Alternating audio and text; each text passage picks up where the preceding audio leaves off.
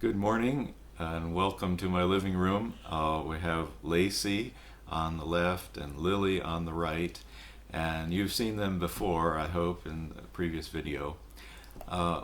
We knew we were getting a treat when we got dachshund dogs, but of course it takes experience to find out really how smart they are. So we've enjoyed growing together and learning about one another and seeing them have the skill to ring a bell when they need to go outside, learn to use a staircase in order to ascend to the couch and not hurt their backs.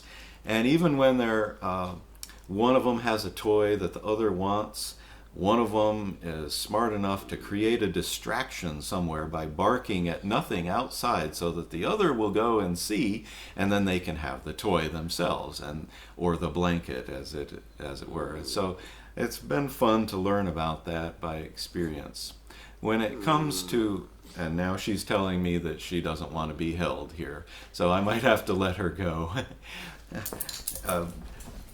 But when it comes to finding out about Jesus Christ, the best way to learn is by accepting God's Word, because we learn more about Christ than we could possibly experience right now in this present age.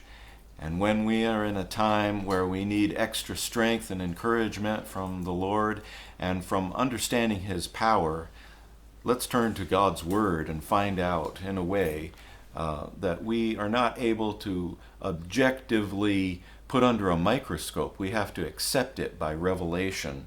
And so the Apostle Paul wrote to the Colossians, a church that he had not visited, and in such a way that it's almost like a resume of Jesus Christ in Colossians 1:15.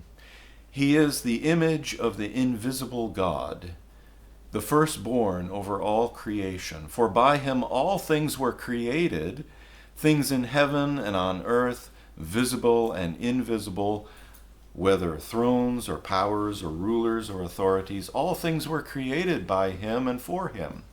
He is before all things, and in him all things hold together. And he is the head of the body, the church. He is the beginning and the firstborn from among the dead, so that in everything he might have the supremacy.